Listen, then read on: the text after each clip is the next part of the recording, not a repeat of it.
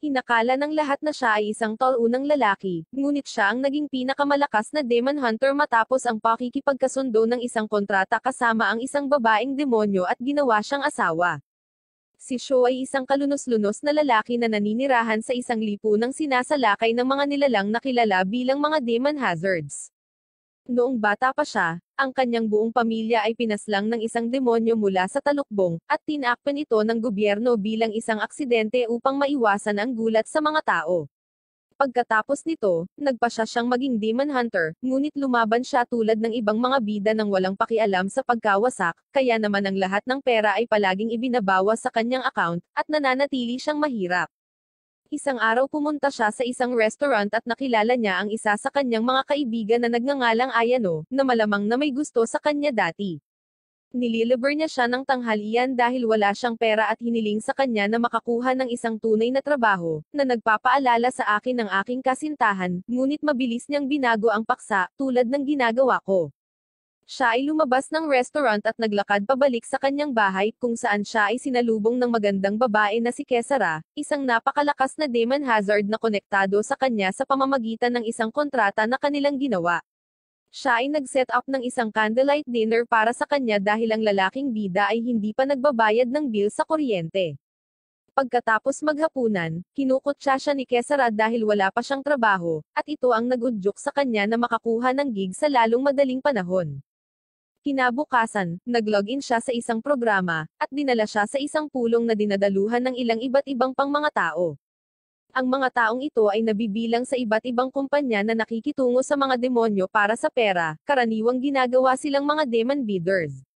Ang auctioneer ay nagpapakita sa kanila ng footage ng isang Class C na demonyo, at hinihiling sa kanila na mag-bid dito. Ang kumpanyang handang gawin ang trabahong tapusin ang demonyong ito para sa pinakamababang halaga ay makakakuha ng trabaho. Si Sho ay nanalo sa auction habang pinababa niya ang bawat iba pang kumpanya ng higit sa 50% at nakuha ang trabaho, na iniinis ang iba. Pagkatapos nito, bumalik siya at nakipag-ugnayan sa kumpanya na pag-aari ng ina ni Ayano at humingi sa kanya ng backup na pumayag siya ngunit sa napakataas na presyo. Nakita niya si Ayano malapit sa hotel kung saan naroon ang demonyo, at pumasok sila sa loob kasama ang dalawang sundalo. Ngunit sa sandaling malapit na sila sa pintuan, tuluyan na itong sinira ng demonyo. Mabilis silang nagtago, at tumingin si Sho upang makita na ang demonyo ay nagpatawag ng 1 toneladang kampan, na nagpapaalala sa akin ng mga babaeng umiikot sa aking kasintahan. Pumasok sila sa loob at sinimulan munang tapusin ang mga alipors, at pagkatapos nilang tapusin lahat, sinabihan niya si Ayano na magbigay ng distraction at cover habang palihim siyang tumabi sa demonyo at inatake siya sa likod. Hindi nakakagulat, ang demonyo ay hindi nasasawi at inatake siya nito. Tumalikod ang demonyo at ipinutok ang braso nito patungo sa kanya upang tapusin siya, ngunit tulad ng isang babaeng apprentice, agad itong pinutol ni Kesara, iniligtas ang buhay ni Sho. Ipinatawag ng demonyo ang higit pa sa kanyang mga alipors, na napakadali niyang tinapos, at pagkatapos ay tumakbo siya patungo sa demonyo, inatake siya ng kanyang espada ngunit hindi niya ito nagawang tamaan at itinaboy siya palayo. Bumagsak siya malapit kay Sho, at sinabi sa kanya na hindi siya nagtrabaho sa nakalipas na 3 buwan at wala na siyang lakas. Ayon pala sa kasunduan na marahil ay likha ng isang incel na katulad mo, sa isang kiss lang masisiwalat ang tunay na kapangyarihan ni Kesara. Kaya kinis siya ni Sho at agad siyang nag-transform sa isang nalulupig na manlalaban. Ang demonyo ay nagpapatawag ng higit pa sa kanyang mga kampan, ngunit sa pagkakataong ito ay wala na siyang problema sa paspas lang sa kanila ng sunod-sunod. Habang nakikipaglaban sa mga kampan, sila ni Ayano ay magkasamang tumalikod. Tinawag siya ni Ayano na isang desparada para sa pagkiss kay Sho, at pagkatapos ng kaunting pagtatalo, umabot ito sa isang pisikal na away. Sinubukan niyang atakihin si Ayano na umiwas sa pag-atake at inatake siya pabalik ngunit naiwasan din ni Kesara ang bala. Pagkatapos nito, nagsimula silang mag-atake ng marahas sa isa't isa, na pumipilit kay Sho na pigilan ang mga babae na ito sa pagpaslang sa isa't isa. Ito naman ay nagpagalit kay Kesara kay Sho dahil sa tingin niya ay mas gusto ni Sho si Ayano, at sinimulan niyang salakayin si Sho. Inatake siya ng paulit-ulit, at patuloy itong umiiwas, at sa huli, para pigilan siya na magalit, ibinigay niya sa kanya ang susi ng kanyang apartment, na siyang gumagawa ng paraan at nagpapasaya kay Kesara. Ibinaling niya muli ang kanyang atensyon sa demonyo at sinugod ito, pinapaslang ang bawat minion sa daan. Pareho silang umatake, kasabay ni Ayano na unang umaatake gamit ang kanyang espada at tinapos ni Sho ang demonyo gamit ang kanyang baril. Kinabukasan, gumising si Sho para mag-almusal at napansin niyang noodles ang niluto ni Kesara para sa kanya. Bahay. Kinabukasan, nakuha ni Sho ang ilang nangungunang sikretong nag-leak na impormasyon tungkol sa isang Class B na demonyo na kamukha ng ex ko sa umaga. Nakipagkita siya kay Ayano, at sinabi sa kanya na gagawin niya ang trabaho kahit anong mangyari dahil kailangan niya ng pera. Pumunta siya sa auction, at pinaliit muli ang bawat kumpanya ng malaking margin na ikinagalit nila ng labis na nagsimula silang magplanong atakihin siya. Ngunit bago matapos ang auction, pinipigilan sila ng auctioneer at sinabi sa kanila na ang kasalukuyang mga bid ay nakansele dahil may bagong layunin na nagpakita mismo. Tila, ang caterpillar na demonyo ay kumain ng radioactive core na dapat ay magpapagana sa buong lungsod sa loob ng 1 linggo, kaya kailangan nilang kunin ang core bago sirain ang demonyo. Nagpatuloy si Sho at sinabi sa kanya na hindi mahalaga.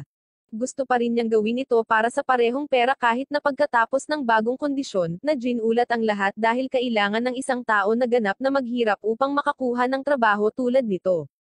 Kinalaunan sa araw na iyon, dumating sila sa lokasyon, at sumama si Ayano sa kanyang koponan upang subukang hulihin ang demonyo ng ligtas, ngunit bago nila magawa ang anumang bagay, ang uod sa wakas ay nagbago sa isang napakalaking demonyong gamo-gamo na biglang lumipad sa ere. Sinisira ng demonyo ang lahat ng lumilipad na drone bago ay target ang mga unit sa lupa, sinisira ang mga ito ng paisa-isa. Si Ayano ay nagsimulang tumakbo palayo sa kanyang kotse ngunit inatake muli, habang pinapanood ni Sho ang lahat ng ito na parang isang talunan mula sa malayo. Sa wakas, dumating si Kesara sa likuran niya, at agad niya itong kinis, binibigyan siya ng kapangyarihang kailangan niya. Sa oras na iyon, pinuntirya ng demonyo si Ayano, at bago pa man mahulog ang isang higanteng bato sa kanya, dumating si Kesara na hinahampas ang malaking bato. Lumipad siya patungo sa demonyo, umiiwas sa mga pag-atake nito at inatake, pinipilit na umatras ang demonyo. Pagkatapos ay pinaulanan siya ng mga sinag ng enerhiya ng demonyo na gamo-gamo, na walang kahirap-hirap niyang iniiwasan at paulit-ulit na inatake ang katawan ng demonyo, na nagpapahina sa panlabas na baluti nito. Sinamantala ito ni Sho, at inilabas ang kanyang sniper rifle bago binaril ang demonyo ng diretso sa nakalantad na bahagi nito. Itinutulak nito ang demonyo pabalik, at bilang isang huling pagsisikap na iligtas ang buhay nito, sinubukan ng demonyo na maglunsad ng isang napakalaking sinag ng enerhiya, ngunit nagload si Sho ng isa pang bala at inatake ang demonyo sa eksaktong parehong punto, agad itong pinaslang. Kinabukasan, pinatawag si Ayano sa shipyard dahil sa away ng dalawang magkalaban na grupo. Ang isa sa kanila ay tila nagpasya na gumawa ng isang kontrata, at naging isang demonyo na pinaslang ang mga miyembro ng kaaway na gang nang walang awa. Pumasok si Ayano sa loob ng bakanteng shed at nakita niya ang isang grupo ng mga lalaki na pinaslang sa lupa, at isang grupo ng mga ito ang malubhang nasugatan. Nauna siyang maglakad at biglang nakakita ng may kantab na refleksyon ng baril, bago sila sinimulang atakihin ng Demon Hazard. Nagtago siya at inutusan ang isa sa mga lalaki na subukang atakihin siya gamit ang kanyang sniper rifle, habang ginagamit ng isa pang lalaki ang kanyang rocket launcher para atakihin ang demonyo, ibinababo ito at sa wakas ay nahuli. Sumugod ang mga pulis pagkatapos, at nahuli nila ang lahat ng nabubuhay na sugatang miyembro ng gang habang si Melis, ang bokal na nagtatrabaho sa departamento, ay nagsasabi sa kanila na maswerte silang nabuhay dahil sa kabutihang palad ay hindi masyadong mataas ang ranggo ng demonyo kaya madaling napaslang. Ang lahat ng miyembro ng gang ay inilagay sa mga ambulansya. Lumingo-lingga si Ayano sa paligid upang makita ang isang binata na isinakay sa ambulansya, habang ang kanyang kasintahan ay umiiyak na parang isang mula sa karamihan na nagmamakaawa sa kanila na hayaan siyang makasama siya, ngunit pinigilan siya ng mga pulis. Si Sho, sa kabilang banda, ay nakaupo sa tabi ni Kesara, kumakain ng candlelight dinner dahil walang kuryente ang kanyang lugar salamat sa katotohanang nabigo ang kanyang walang silbing sarili na makuha ang core mula sa demonyo. Sa kabutihang palad, mayroon silang ilang masarap na pagkain dahil natalo nila ang demonyo ng mag-isa at maaaring gumastos ng kaunting pera. Magkasama silang naghahapunan, at kinabukasan ng malapit na silang lumabas, sinabi ni Sho kay Kesara na ngayon ay magkakaroon sila ng marangyang hapunan sa mamahaling bahagi ng lungsod, upang ipagdiwang ang pagkakaroon niya ng 10,000 subscribers sa YouTube. Sa sandaling lumabas sila, gayunpaman, isang kotse ang huminto, at si McHale, ang blonde na lalaki, ay lumabas mula rito, na narito upang makipagkita kay Kesara at subukang ligawan siya sa kanyang pera at pasagutin. Ngunit si Kesara ang pinakamagandang babae ay nananatiling tapat hindi tulad ng iyong dating kasintahan, at sinabihan si McHale na umalis. Nagalit si McHale at nagsimulang magsalita ng kalokohan kay Sho na hindi siya pinansin, habang si Kesara ay napansin si Ayano na sumama sa isang lalaking nakaitim. Nagpasya siyang i-stalk sila na parang kilabot at nakarating sa isang parke kung saan nakita niya silang nag-uusap. Nagpasya siyang gamitin ang pagkakataong ito para gawing masamang babae si Ayano, at nag-click sa kanilang mga larawan bago ito i-post sa kanyang account. Napansin ni Sho ang notification, at agad na tumakbo papunta sa park para humingi ng tawad sa kanilang dalawa sa ginawa ni Kesara. Binati siya ng lalaki, at ipinakilala ang kanyang sarili bilang isang investigador mula sa Anti-Demon Bureau na gumagawa ng kaso sa pagitan ng mga gang na kinasangkutan ni Ayano. Natapos din niyang sabihin sa kanya na nagtatrabaho siya upang malaman ang tungkol sa demonyong pumaslang sa pamilya ni Sho, gaya ng hiniling ni Ayano sa kanya na imbestigahan ito. Nagalit dito si Sho na pinagsabihan si Ayano, na sinabi sa kanya na dapat sana ay kumonsulta siya at isangkat siya sa desisyong ito tungkol sa paghahanap ng pumaslang sa kanyang magulang. Habang nagpapatuloy siya sa isa sa kanyang mga emo rants, ang investigador ay nakatanggap ng tawag mula sa departamento ng pulisya na ipinaalam sa kanila na si Tonyo, ang lalaki na ang nobya na nakita nilang umiiyak ay biglang pinaslang sa loob ng ospital. Agad na pumunta si Sho sa ospital, at nakipagkita kay Melis na nagulat na sa oras na matagpuan niya siya ay nasawi na si Tonyo at hindi na matagpuan ang pumaslang. Tinanong siya ng investigador kung ito ay maaaring gawa ng isang demonyo, ngunit tumugon si Melis sa pagsasabing ito ay malamang na hindi dahil ang sandata na ginamit upang pumaslang sa kanya ay isang simpleng kutsilyo lamang na may logo ng kaaway na gang. Iniulat din niya na ang pag-atake ay medyo mabilis, at ginawa sa sikat ng araw na naitala rin sa mga kamera. Samantala, pagsapit ng gabi, hinihintay ni Sho si Ayano sa labas ng kanyang hotel kung saan siya tinawagan nito at humingi ng paumanhin sa paggawa ng isang malaking eksena sa parke. Sinabi niya sa kanya na naniniwala siya na ang demonyo na nagtangkang pumaslang sa alkalde ay maaaring konektado sa isa sa mga gang, at sinusubukang makakuha ng higit pang impormasyon mula sa kanya ngunit pinatigil siya nito at sinabihan siyang bumalik sa kanyang bahay. Sinabi ni Sho sa kanya na magiging mas mahusay kung magtutulungan sila, ngunit sinabi ni Ayano sa kanya na umalis na. Hindi niya iniisip kung ano ang nararamdaman ng ibang tao tungkol sa kung paano niya ginagawa ang mga bagay, at kung ano ang nararamdaman ng isang tao kapag inilalagay niya ang kanyang buhay sa panganib.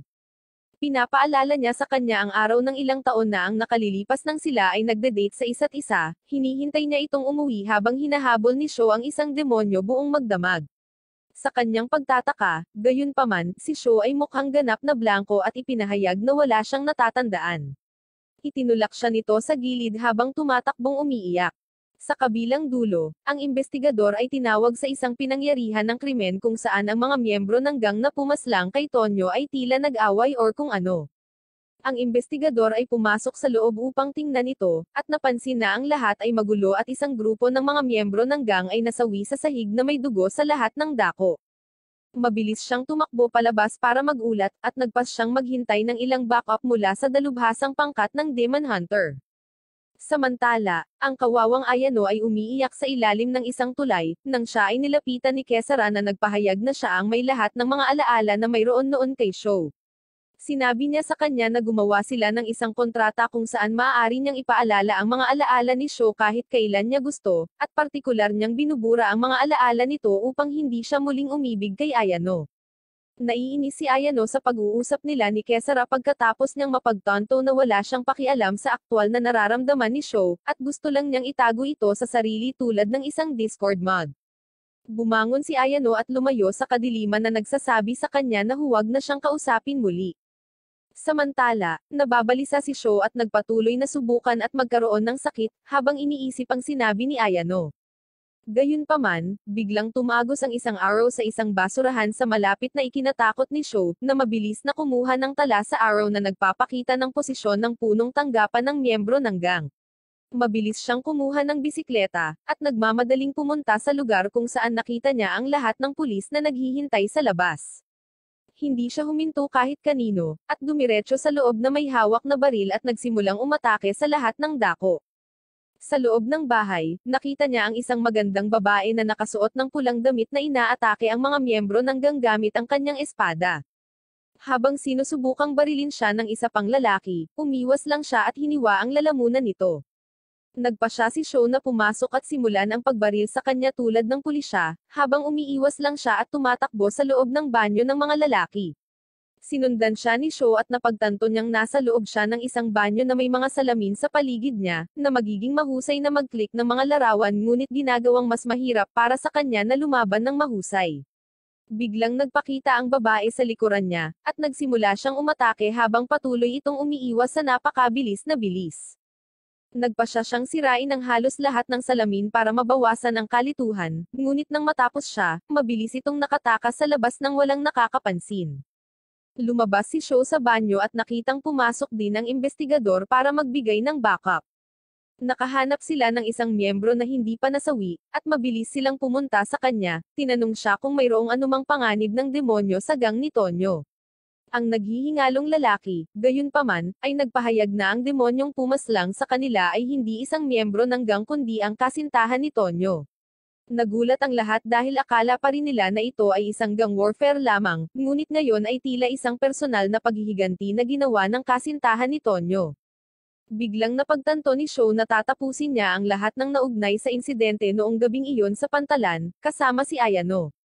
Napagtanto na ang buhay ni Ayano ay nasa panganib, ipinadala niya si Kesara upang protektahan siya, at naabot niya ito sa tamang oras upang iligtas ang kanyang buhay.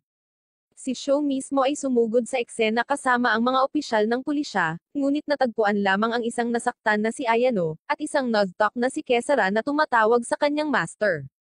Nang maglaon, nalaman nila na ang demonyong ito ay gumagamit ng mga salamin upang maghatid sa pagitan ng isang lugar patungo sa isa pa, at iyon ang dahilan kung bakit ito napakabilis at madaling makapasok sa anumang bahay upang tapusin ang sinuman. Ipinadala ni Sho si Ayano sa isang safe house, at pumunta sa isang restaurant kasama ang isang senior detective na nagngangalang Tetsuya. Hiniling niya kay Sho na makipagtulungan sa kanya at nangakong hahanapin ang demonyong pumaslang sa kanyang pamilya, at ibunyag ang katotohanan tungkol sa mga demonyo sa pangkalahatang publiko. Binisita ni Sho si Ayano sa kanyang safe house, at ibinunyag niya na sa palagay niya ay maaaring buhay pa ang kanyang nakababatang kapatid na babae, si Kana, na ipinapalagay na nasawi na. Nagulat dito si Ayano dahil hindi pa niya ito sinabi sa sinuman. Tila naaakit si Ayano sa mga talunan at nagpas siyang sumama sa kanya, habang kumikilos itong mahina sa paligid niya at nag-iisip sa mga bagay-bagay. Kalaunan ng gabing iyon, ang demonyo ay nag-teleport sa shed at diretsyong inatake ang isang upuan habang hinahanap si Ayano. Kasabay nito, dumating din si Kesara at sinimulang salakayin ang demonyo, nakikibahagi sa isang sword fight na may hindi pangkaraniwang bilis. Bigla niyang napansin si Ayano na nagtatago sa likod ng isang sulok, kaya dali-dali siyang lumapit sa kanya at walang anumang babala na nag-headbutt sa kanya. Sinimulan niyang tawagin si Ayano na isang homewrecker para sa pagsama kay Sho. Sinubukan ni Ayano na magkunwaring inosente sa pagsasabing hinding-hindi siya magkakagusot sa isang talunan tulad ni Sho, ngunit alam nating lahat na ang mga babaeng ito ay gusto lamang ng mga katulad ni Sho, kaya sinabihan siya ni Kesara na isara ang kanyang bibig, kung hindi, itutulak niya ang kanyang espada sa kanyang lalamunan. Samantala, binasag ng demonyo ang lahat ng salamin sa shed, na nagpatakot kay Sho, nang bigla niyang naramdaman ang isang espada sa kanyang likod ngunit napagtanto na si Kesara ito na nagagalit sa kanya. Sinabi ni Kesara sa kanya na ibigay sa kanya ang lahat ng kanyang lakas upang matalo siya, at mabilis siyang kinis.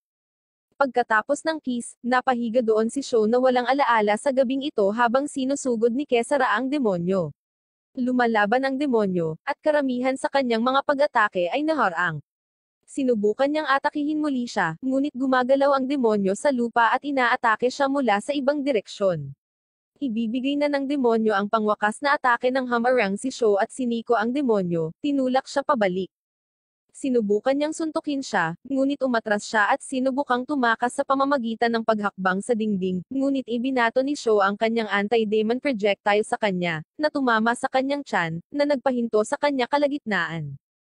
Pagkatapos ay sinusugod siya ni Kesara, inatake siya sa parehong lugar, pinaslang siya minsan at para sa lahat. Tumakas si Kesara kay Sho, at ilang araw na ang nakalipas mula nang umalis siya sa kanyang lugar. Gayunpaman, hindi siya bumalik doon at hindi rin siya nagtangkang makipag-ugnayan sa kanya. Nag-aalala tungkol sa kanyang kapakanan, gumawa si Sho ng maraming pagtatangka na makipag-ugnayan sa kanya ngunit walang natanggap na tugon. Pagkatapos nito, nagpaplano siya ng isang ambush para sa impormante na nagbibigay kay Sho ng mataas na uri ng impormasyon. Naglalakbay siya sa isang istasyon ng tren, at nakakita ng isang bench doon na mauupuan.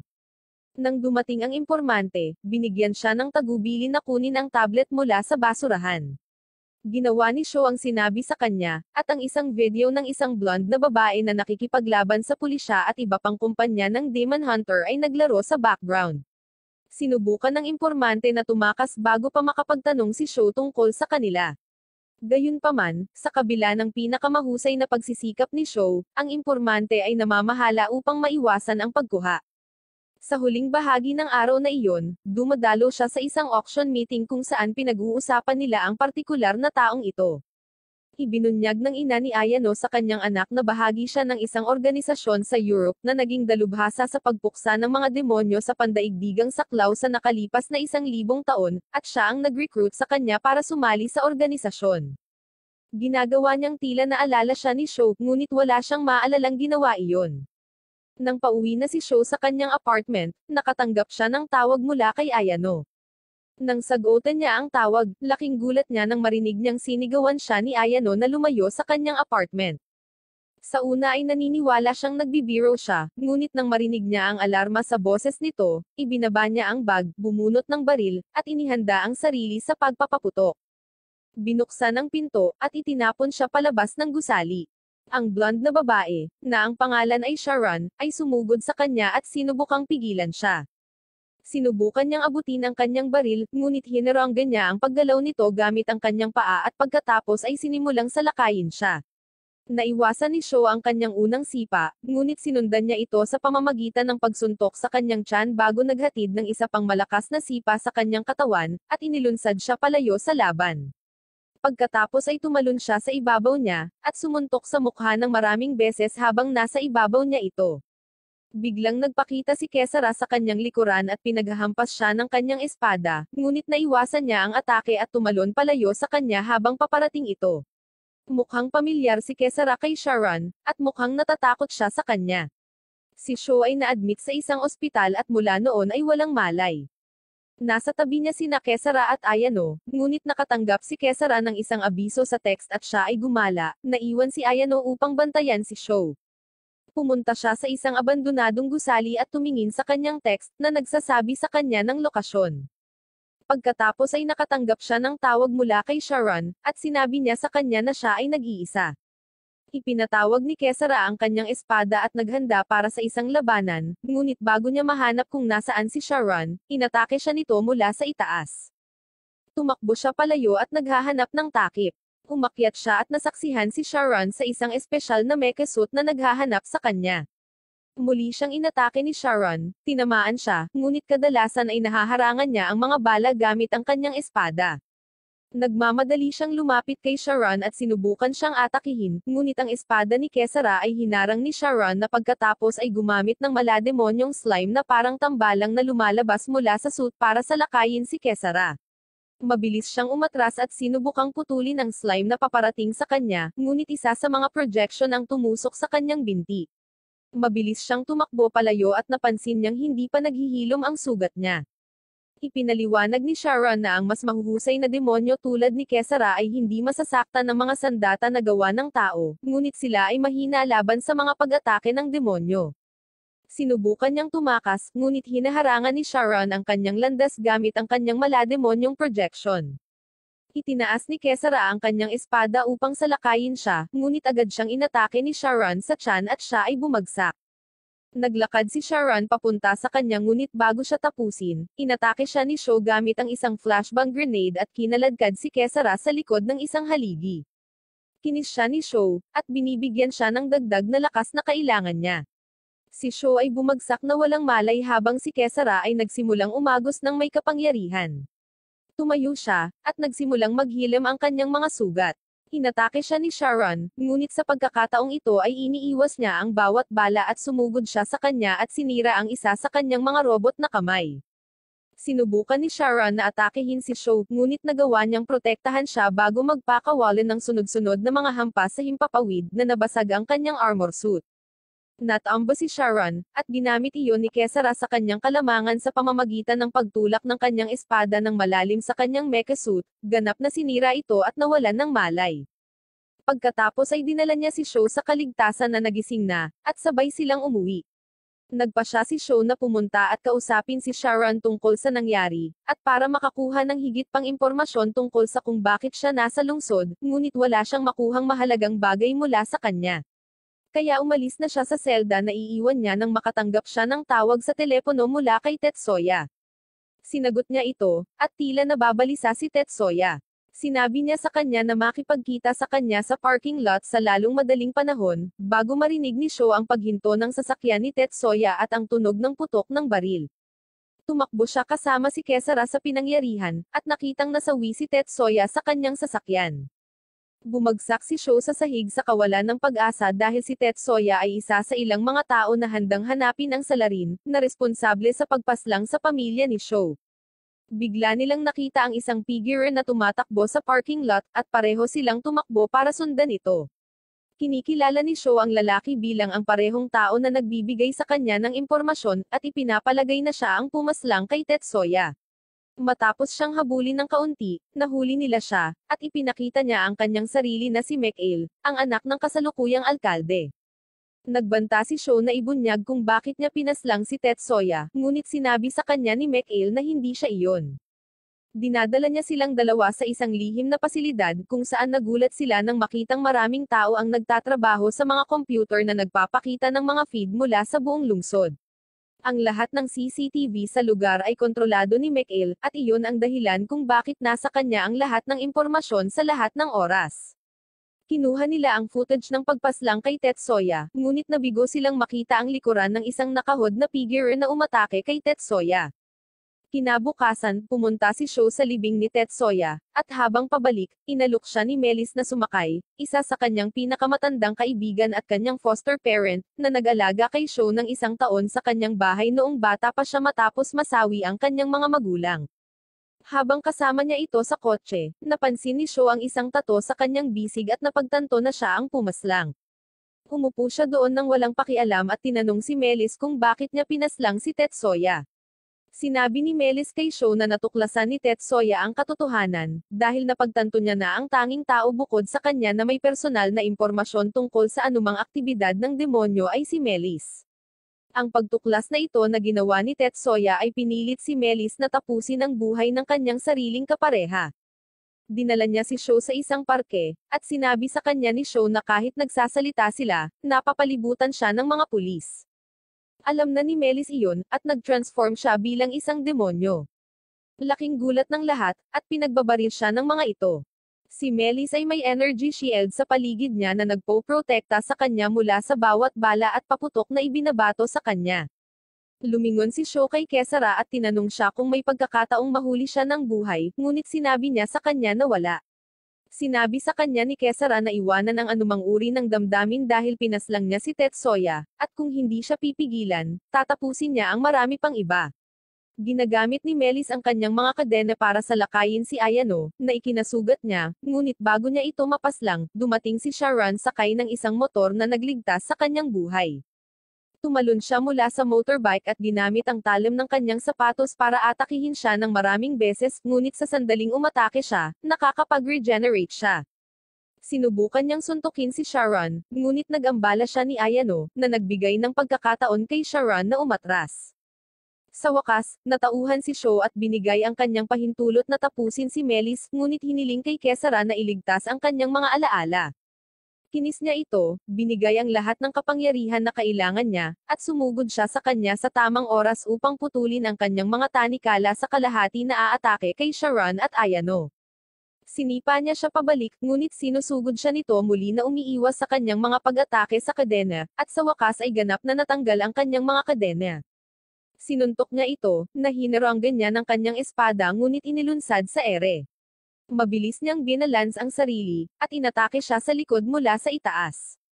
Inilabas niya ang kanyang espada at itinapon siya mula sa kanyang sarili. Mabilis niyang binago ang kanyang target at sinugod si Sho na nagkarga ng kanyang baril, at pinaputukan siya ng diretso sa ulo na ikinasawi niya. Kinuha ni Kesara ang kanyang memorya, at nalaman na noong bata pa si Sho, naging matalik na kaibigan ni Melis ang kanyang mga magulang ngunit isang araw ay nagkasakit ang kanyang anak na babae. Nagsisimula siyang manatili sa lahat ng oras sa ospital bago siya makontak ng pinakamalakas na demonyong si Asmodeus. Nangako si Asmodeus na kung susundin niya ang mga utos ay maliligtas ang buhay ng kanyang anak. Sumang-ayon si Melis na gawin ang anumang naisin ni Asmodeus, at nang gabing iyon ay pumunta siya sa kuweba upang malaman na nakuha ni Asmodeus ang hugis ng ina ni Sho. Nakita niya ang ama ni Sho na naghihingalo sa sahig, samantalang si Asmodeus ay karga si Kana. Bago pa mapaslang ni Asmodeus si Sho, iniligtas siya ni Melis at sinabing wala ito sa kontrata at pumayag naman si Asmodeus. Nagsimulang maglakad palabas ng kuweba si Melis kasama ang walang malay na si Sho, at narinig niya ang isang pagsabog sa kuweba sa likod niya na sinira ito ng tuluyan. Pagkatapos noon, gumaling ang anak ni Melis, at sinimulan niyang alagaan si Sho bilang sarili niyang anak. Si Sho at ang iba ay bumalik sa base kung saan nakita nila si Sharon na nakahiga sa sopa, na mukhang nag-enjoy at kumakain ng isang bungkos ng junk food. Umupo silang lahat at nagsimulang talakayin ang misteryong nakapalibot kay Asmodeus, at kung bakit pinaslang ang tatay ni Sho. Nagpapakita si Sharon ng isang PowerPoint presentation, at ipinapakita na nagkaroon ng demonyo sa kasaysayan na patuloy na hinuhubog ang iba't ibang kababaihan na lahat ay mukhang magaganda. Ngunit bukod doon, sa tuwing siya ay magpapakita, isang grupo ng mga demonyo ang laging nasa malapit, at ang buong lugar ay nawasak. Ang demonyong ito ay nagtataglay lamang ng magagandang dalaga at laging nag-iiwan ng mantsa sa likod. At doon nila nalaman na daan-daang taon na nilang hinahabol ang nag-iisang demonyong ito. Iniisip ni Ayano na posibleng nagpakita si Asmodeus sa lungsod na ito 12 taon na ang nakakaraan, at doon nagsimulang umatake ang lahat ng mga demonyo sa lungsod. Ang kanyang ina ay tumutol sa teoryang ito, at sinasabing ang mga demonyo ay unang nagpakita sa lungsod, at pagkatapos ay nagpakita si Asmodeus na sinusubukang sundan ang mahalagang core ng lungsod kung saan ang lahat ng mga demonyo ay naaakit. Sinabi niya na ang lahat ng mga lihim ay nakatago sa minahan na nawasak 12 taon na ang nakakaraan sa gitna ng karagatan. Tumayo si Ayano at naghanda upang siyasatin ang buong minahan para sa anumang posibleng mga pahiwatig. Lumabas siya ng silid kasama sina Sho at Kesara. Tiniyak niya kay Sho na malalaman nila ang katotohanan, at mahahanap ang kanyang kapatid na si Kana anuman ang mangyari. Ngunit tila nababalisa si Sho, at nagpasalamat sa kanya bago umalis. Ito ay nagpapalungkot kay Ayano, at galit siyang tumingin kay Kesara, alam niyang siya ang dahilan kung bakit nawawala ang mga alaala ni Sho. Tumakbo siya palabas at sumakay sa isang kotse, na minamaneho niya sa bayan para sunduin ang kaibigan niyang si Lenfa. Tinanong niya si Ayano kung ano ang gusto niya dahil abala siya. Nang ipakita sa kanya ni Ayano ang ilang larawan ng karagatan, maliwanag na nalilito si Lenfa. Ngunit sinasabi ni Ayano na ito ang pangkalahatang lugar kung saan dating minahan, at tinatanong ang eksaktong lokasyon ng minahan. Ngunit sinasabi ni Lenfa na ang buong lugar ay hindi maaabot ng sinumang sibilyan. Dinala niya ito sa isang tulay, at nagsimulang magtanong kung bakit itinago ng gobyerno ang lahat ng impormasyon mula sa pangkalahatang publiko. At nang tumanggi si Lenfa na aminin ang anuman, siya ay naging seryoso at inilabas ang kanyang baril. Tinanong niya muli kung saan eksaktong matatagpuan ang minahan. Ngunit sinasabi ni Lenfa na siya mismo ay hindi alam ang eksaktong lokasyon. Biglang may napansin si Ayano sa di kalayuan at iniliko ang kanyang sasakyan sa tamang oras para makaiwas sa isang missile. Ganap na nabigla, lumingon siya kay Lenfa at nagtanong kung ipinagkanulo niya siya sa gobyerno. Ngunit siya ay mukhang parehong natatakot at nalilito, na sinasabing wala siyang alam tungkol dito.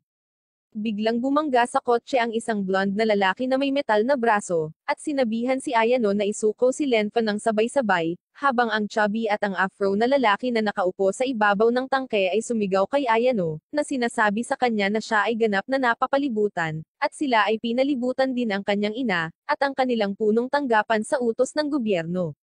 Biglang bumukas ang TV sa sasakyan, at ito ay kagagawan ng walang iba kundi si Mikhail, na nagtanong kay Lenfa kung okay lang siya.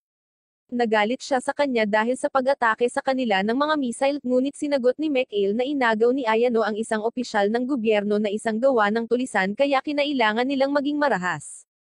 Alam ni Lenfa na medyo weird si Mikhail kaya sinabi niya sa kanya na kalalabas lang niya para sa isang drive kasama ang kanyang kaibigan na si Ayano at siya ay ganap na maayos. Si Mikhail, gayunpaman, ay hindi talaga nagbibigay ng paki at sinabihan si Ayano na sumuko. Kung hindi, ipapadala nila ang kanyang ina sa kulungan. Hindi makontrol ni Ayano ang labis na pagkirot, kaya nagsimula siyang lumabas ng kotse.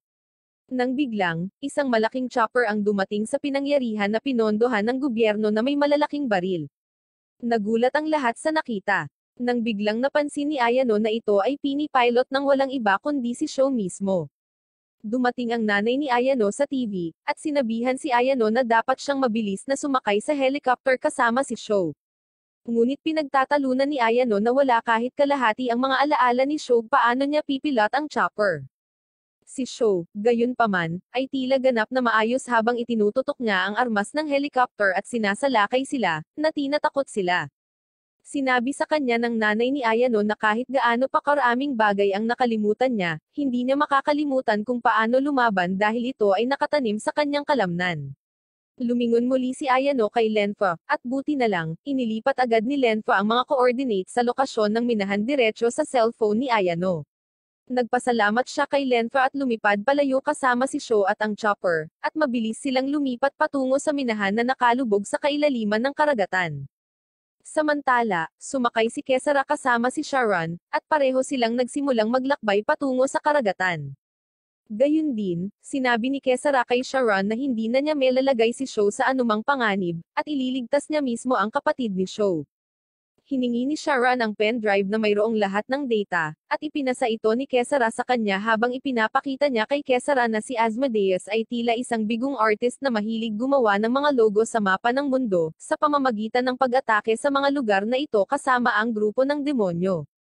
Pagkatapos ay ipinakita niya ang mapa ng lungsod, at ipinapakita na ang lahat ng mga pag-atake hanggang ngayon ay lumilikha ng parehong disenyo, na nangangahulugan na ang huling pag-atake ay malapit sa lubog na minahan mismo. Nalaman nila na si Asmodeus ang nagmamay-ari ng ina ni Show 16 na taon na ang nakakaraan, pagkatapos nito ay nagkaroon ng kapatid na babae ni Show, si Kana. Napagtanto ni Kesara na ang ibig sabihin ay ipinanganak na ganap na tao si Show, ngunit nang ipanganak si Kana ng ina ni Show ay sinapian ito ni Asmodeus na nangangahulugan na si Kana ay kalahating demonyo mismo.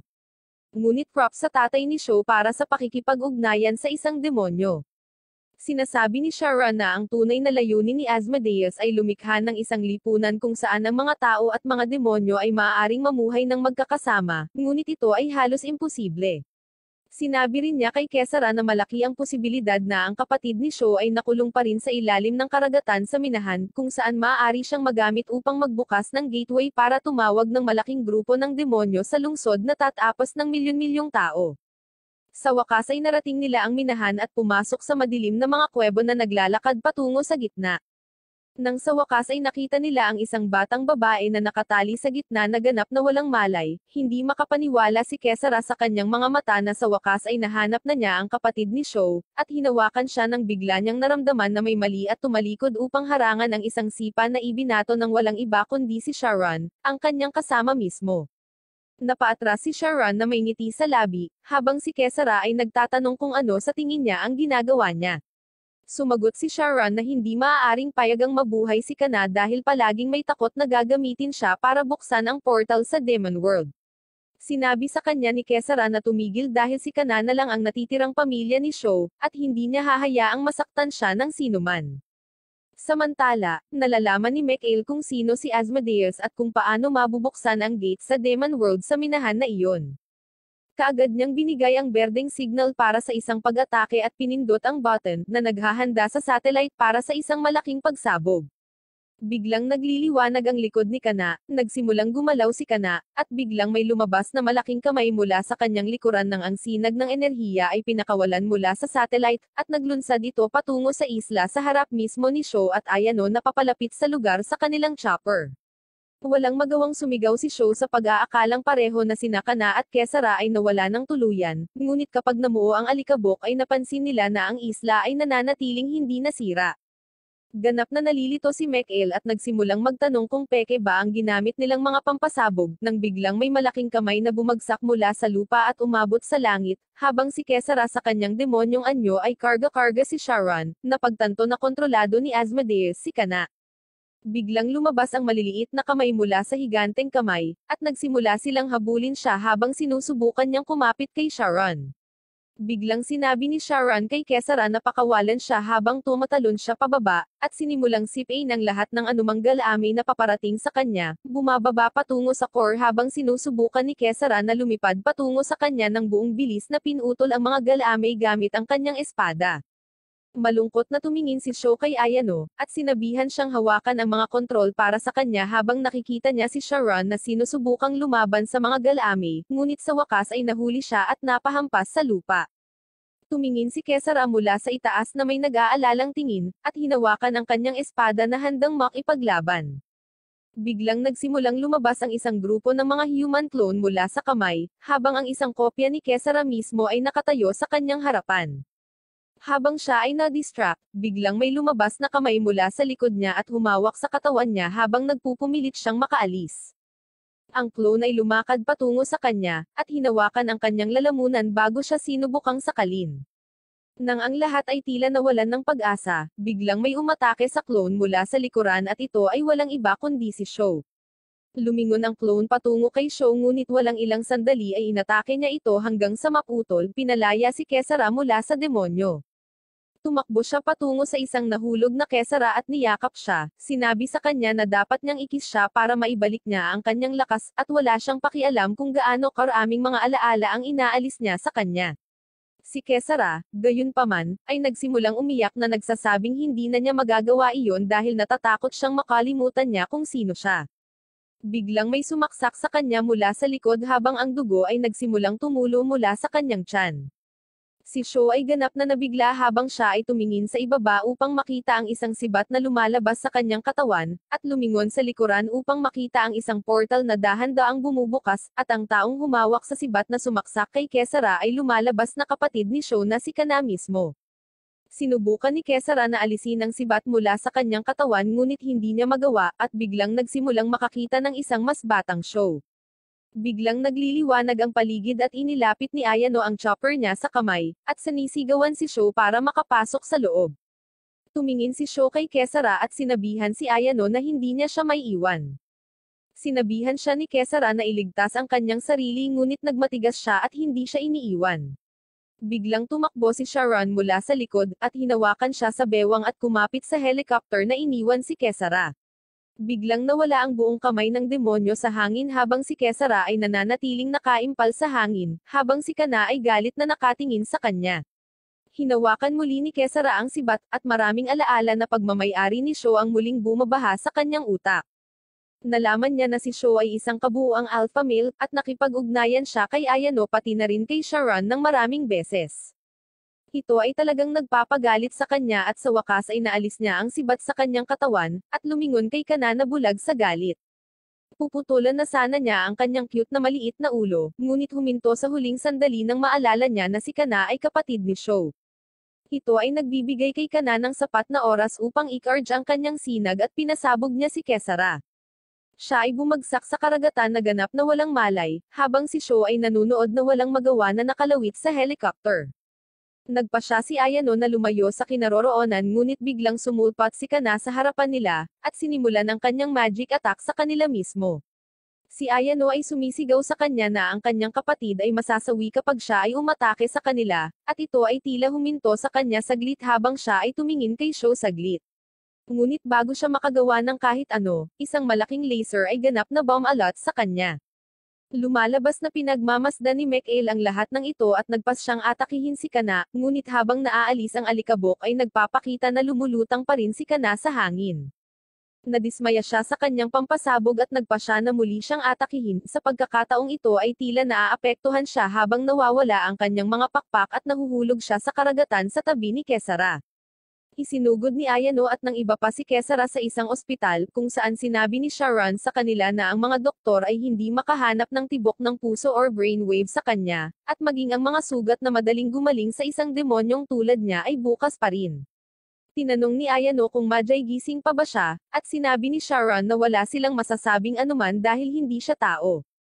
Pagkatapos ay nagtanong si Ayano tungkol kay Kana at kung siya ay naka-recover muli, ngunit sumagot si Sharon na ayon sa data ng satellite ay bumagsak siya sa karagatan sa isang solidong 200 meters at nakahiga sa ocean bed nang hindi gumagalaw. Tinanong ni Ayano kung siya ay nasawi na, ngunit nagdududa si Sharon na sinasabi nito na si Kana ay nabubuhay sa loob ng 12 taon na may sibat sa kanyang dibdib. Ang laser beam na ito ay malamang na huminto sa kanya sa kaunting oras, at hindi magtatagal kapag siya ay muling bumangon. Pagkatapos ay tinanong ni Ayano kung may posibilidad na mabuhay siyang muli bilang isang tao, ngunit sumagot si Sharon na ito ay lubos na nakasalalay sa kanya at kung sino man ang maaaring maglabas ng natitirang sangkatauhan mula sa kanya. Pagkatapos ay binalaan siya ni Sharon na ang simbahan kung saan siya nagmula ay itinuring si Kana bilang isang S-rank na demonyo, at ngayon ay magpapadala sila ng higit pang mga ahente tulad niya upang tapusin si Kana. Tila nag-aalala si Ayano, ngunit sinabi sa kanya ni Sharon na naniniwala siyang mawawasak ang lungsod bago pa maabot ng sino man sa mga ahente ang lugar na ito. Sa kabilang banda, si Mikael ay abala sa paghawak ng depensa ng lungsod na nagpaplano kung paano lipulin ang demonyong ito, habang ang kanyang kapatid na si Lenfo ay nagsasabi sa kanya na si Kana ay kalahating tao pa rin at may posibilidad na siya ay mailigtas. Sumagot si Mikael na ang mga panganib na subukan at iligtas siya ay sobra-sobra, at kung mabaygo ang mga ito ay sisirain niya ang buong lungsod, kaya ang pinakamahusay na paraan upang harapin ito ay ang ganap na puksay ng S-rank na demonyo mula sa pag-iral. Nagtatanong si Lenfo kung alam ng mga tao sa lungsod ang tungkol sa malaking banta na ito na nagbabanta sa kanila, ngunit sumagot si Mikael na wala silang ideya dahil ayaw niyang lumikha ng panik kaya kumalat ang peking balita tungkol sa isang underground na bulkan na sumabog sa karagatan. Samantala, ang ibang mga demon hunters ay abala sa pagsira sa mga mababang uri ng mga demonyo sa lungsod upang kumita ng pera. Dahil kay Kana ay maraming mas mababang ranggo na mga demonyo ang nagsimulang umusbong sa lungsod. Nagpa siya ang mga demon hunter na makakakuha sila ng sapat na pera upang makapagpahinga ng ilang sandali, ngunit ipinaalala ng isa sa kanila na mayroon pa ring isang S-rank na demonyo sa karagatan. Sinabi ng isa sa kanila na hindi niya kayang harapin ang S-rank na demonyo kaya aalis na lamang sa lungsod, ngunit ang Afro guy ay nag-claim na kung hindi nila susubukan na ipagtanggol ang lungsod na ito ang buong lugar na ito ay ganap na mapapawi. Nagpa siya silang pag-isipan ito ngunit karamihan sa kanila ay nais pa ring umalis sa lugar. Sa kabilang banda, umupo si Sho sa tabi ni Kesara, hawak ang kanyang kamay at nagdadasal sa Diyos na gumaling muli si Kesara. Napagpasyahan niya na walang bagay dito na dapat ipaglaban, at kung magising si Kesara, iiwan niya ang lungsod na ito kasama ng lahat ng tao dito at tatakas kasama si Kesara, hindi na muling lilinggan pa. Himala, nagising si Kesara at sinabi kay Sho na wala siyang pakialam sa kahit sino maliban kay Sho at nangako na lagi siyang ililigtas. Agad siyang niyakap ni Sho ng mahigpit, habang sinabi ni Kesara kay Sho na sapat na ang kanyang pakikipaglaban at sinisikap niyang Ipangako na tatakas siya sa lungsod at hindi nalalaban sa mga demonyo. Ngumiti si Sho sa kanya at sinabi sa kanya na pareho silang aalis dito, ngunit umiling si Kesara na nagsasabing hindi siya makakaalis. Sinabi sa kanya ni Sho na maaari niyang alisin ang lahat ng alaala sa kanya kung ito ay babalik sa kanyang lakas at gagaling muli. Tinitingnan siya ni Kesara at tinanong kung okay lang ba siya, at sinagot ni Sho na okay lang siya. Agad siyang niyakap ni Kesara para sa isang kiss, ngunit sa halip na kalimutan ang mga alaala, na ibabalik ang lahat ng mga alaala ni Sho sa kanyang pagkagulat. Sinusubukan niyang pigilan siya, ngunit hinawakan siya nito at patuloy na kinikis. Naalala ni Sho ang panahon bago niya nakilala si Kesara, nang magkatrabaho sila ni Ayano at karelasyon nito. Isang umaga, nakipagkita siya kay Ayano sa isang restaurant at nakipaghiwalay sa kanya, na sinasabing hindi ito gumagana sa pagitan nila. Tinanong ni Ayano kung ito ba ang nararamdaman niya dahil wala siyang silbi sa kusina at hindi nakakagawa ng masarap na pagkain, at kahit na sinabi niya sa kanya na hindi ganoon iyon, umiiyak pa rin siya. Sinabi sa kanya ni Sho na kapag magkasama sila ay sapat lamang ang lakas upang talunin ang mga dirang na demonyo at wala nang iba pa, kaya kailangan niyang maglakbay upang mahanap ang kanyang sarili. Habang nasa kanyang paglalakbay, nakipag-ugnayan siya kay Sharon, na nandoon din para hanapin at sirain ang isang napakalakas na demonyo na buhay pa ngunit nagyelo sa loob ng isang kuweba. Pareho silang nasa lalamunan ng isa't isa, handang tapusin ang isa para maabot ang demonyo, ngunit si Sho ay nagtapos sa isang kasunduan, na sinasabing hindi niya gusto ang anumang bagay na gawin sa demonyo ngunit nais ang pera na nakatago sa kuweba.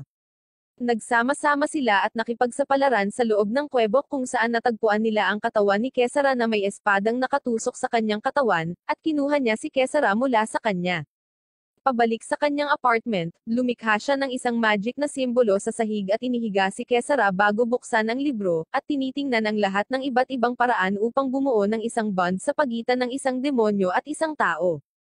Sa wakas ay nagpasya siyang gamitin ang mga alaala bilang kabayaran para sa kanyang ganap na pagsunod sa kanya, at nabuo ang kontrata sa pamamagitan ng paglalagay ng kanyang kamay sa kanyang ulo. Ang kontrata ay nagtatapos na gumagana, ngunit ito ay nagbibigay sa kanya ng isang kaila-hilakbot na sakit ng ulo, na nagpagulong-gulong sa kanya sa lupa. Pero napatayo siya nang marinig niyang tinatawag siya ni Kesara. Pagkatapos ay ibinalik niya si Kesara sa lungsod, upang magamit niya ito upang tapusin ang lahat ng iba pang mga demonyo sa loob ng lungsod. Pagkatapos noon, iba na ang buong laro. Gagamitin pa rin ni Ayano ang kanyang mga walang silbing baril para subukan at talunin ang halimaw, habang si Sho ay gagawa lang ng magic circle at gagawa ng isa pang isang oras na kontrata kay Kesara sa pagbabayad ng 3 araw na halaga ng mga alaala. Pagkatapos noon, dati siyang nawalan ng malay habang si Kesara ay tatawagan at sisirain ang demonyo sa isang literal na pag-atake. Nasaksihan ito ng ahensya, at sa wakas, kinabukasan, nakuha ni Sho ang kanyang solong lisensya para magtrabaho bilang demon hunter sa lungsod. Sinabi ni Ayano sa kanya na maaari lamang siyang magtrabaho kasama niya sa ahensya, ngunit hindi niya insensitive na sinasabi na ang mga tao ay may kanilang mga limitasyon, habang ang mga demonyo ay mas mahusay sa lahat ng bagay. Masakit ito kay Ayano, at dahil nagseselos pa rin siya, tinanong niya kung nakatira ba siya kay Kesara sa iisang bahay. Inamin ni Sho na siya nga, at sinabi sa kanya ni Ayano na wala nang matitira sa kanya kung patuloy siyang makikipagkontrata sa isang demonyo. Si Sho ay diretsyong ngumiti at sinabing naisip na niya iyon, at may walang kabuluhang paraan para makaalis sa kontrata.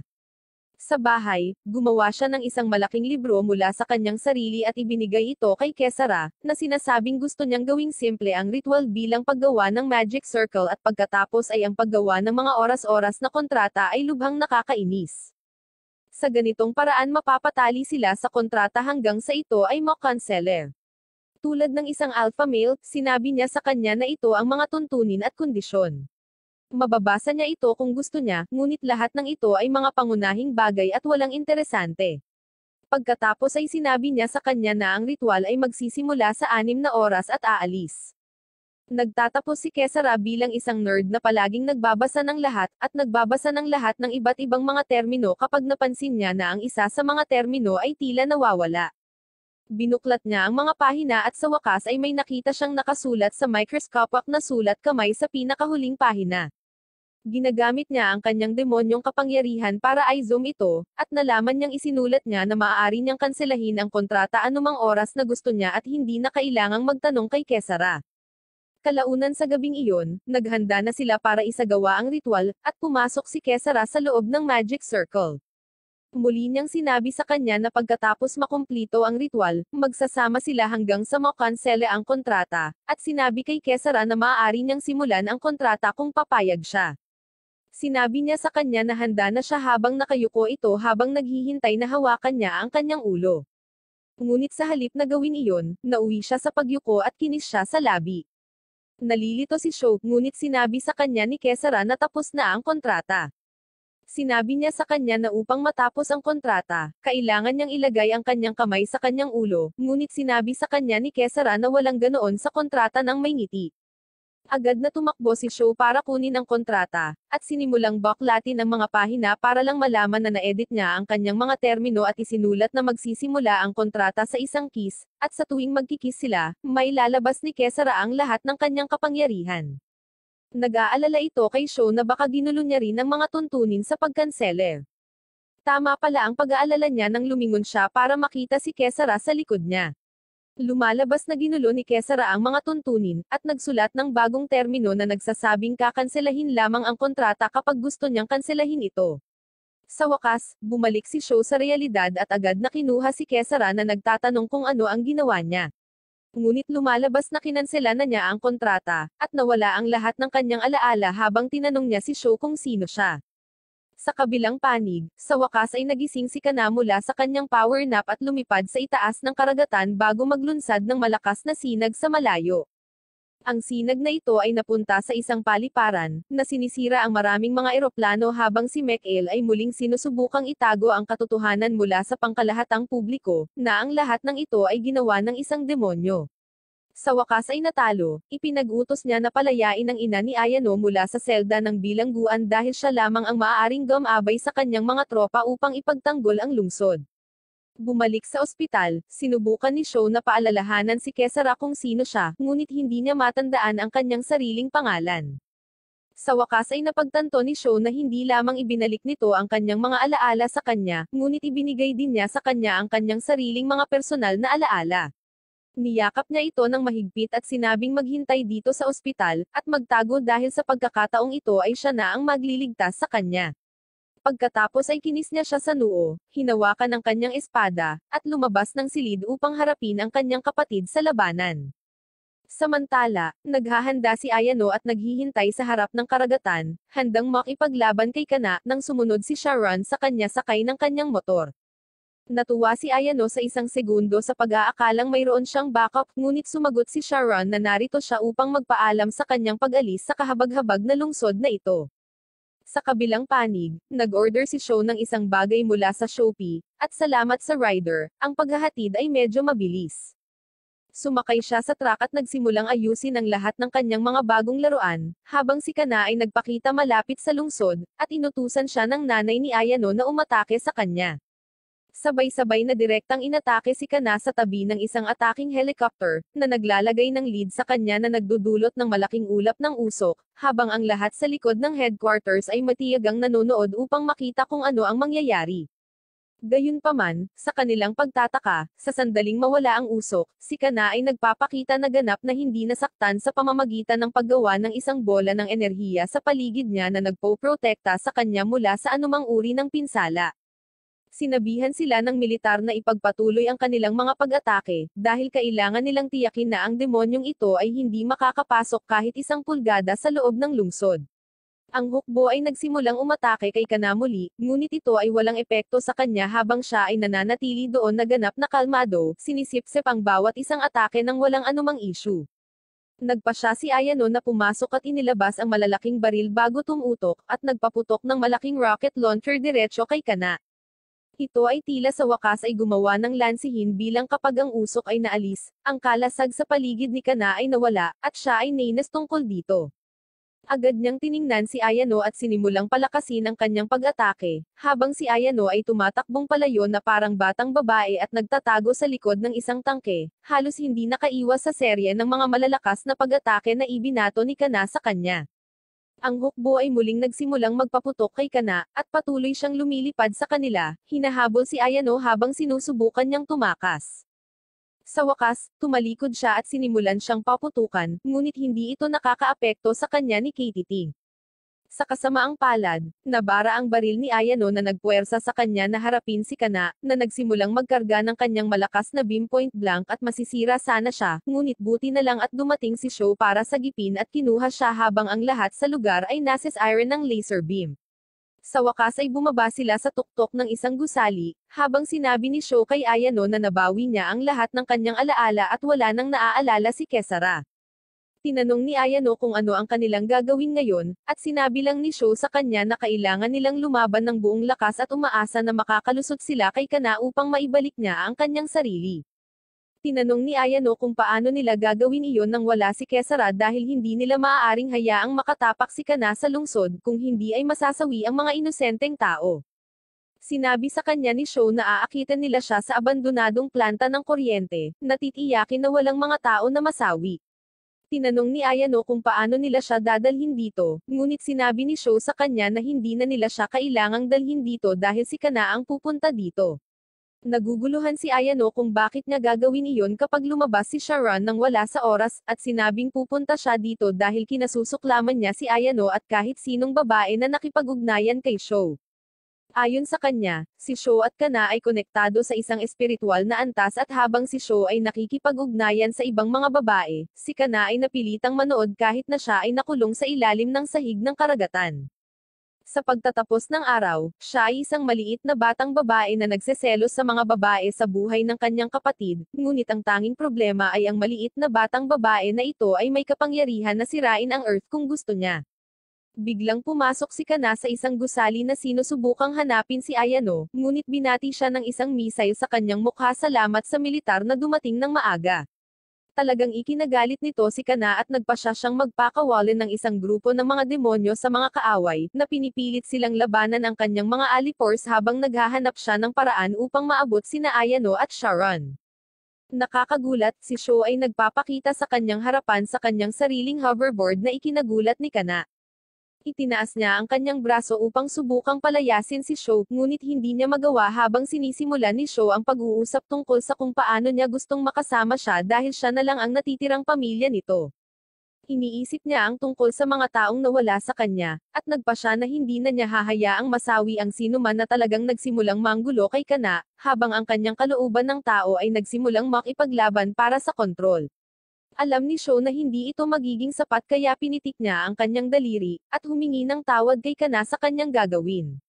Biglang, isang bungkus ng mga galami ang humawak kay Kana na nagpapaalala sa akin ng isang anime na napanood ko kamakailan.